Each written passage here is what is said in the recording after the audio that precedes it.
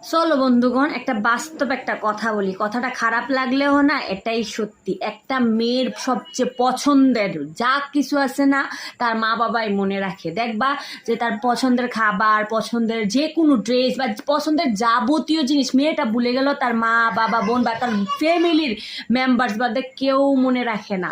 এটাই সত্যি। দেখবা শ্বশুর বাড়িতে পুরা বিপরীত। বাপের বাড়িতে তোমার পছন্দের যতটা প্রায়োরিটি দেয়, শ্বশুর বাড়িতে জীবনও না।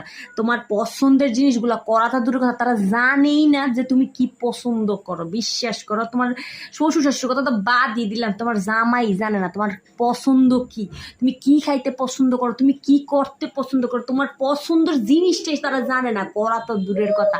অথচ ওই ফ্যামিলির মানুষগুলা, স্বামী শ্বশুর শাশুড়ি আত্মীয় স্বজন ফাড়াফড়শি বন্ধু বান্ধব, তার 14 গোষ্ঠীর পছন্দ অপছন্দ, অথচ ওই মেয়েটা জানে ওইগুলাই করে। মাইয়া ওই পছন্দ কাজগুলাই করে, অথচ এতগুলা গোষ্ঠী 14 গোষ্ঠীর পছন্দের জিনিসগুলা ওই মায়েটা মনে রাখা রাখা যেহেতু করতে পারে, আর তোরা 14 গোষ্ঠী, তোরা এই একটা মায়ের পছন্দের জিনিসগুলা করতে পারিস না? না, করতো না। তারা জিজ্ঞাসাই করে না যে এক্স্যাক্টলি তুমি কি পছন্দ করো, তুমি কি খাইবা।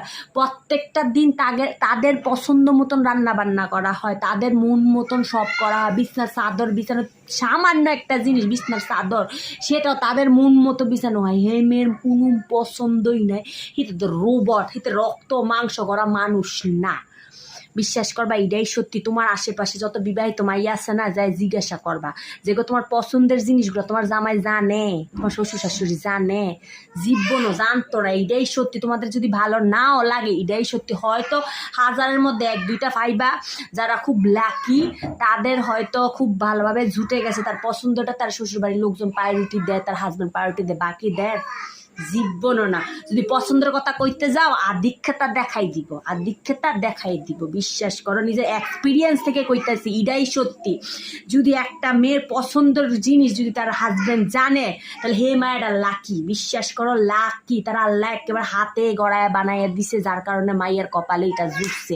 বাকি সব মাইয়ের কপাল ফোড়া। মূলত কোনো মাইয়ার পছন্দের কথা তার শ্বশুর বাড়ির লোকজন জানবে, এটা ভাই কেমত, মনে করো কেমত হয়ে যাইব যদি এমনটা হয়।